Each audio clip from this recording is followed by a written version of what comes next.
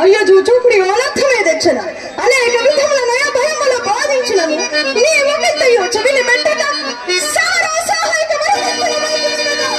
ఇదిగో నా తోడ సురాసుర యక్ష రాక్షస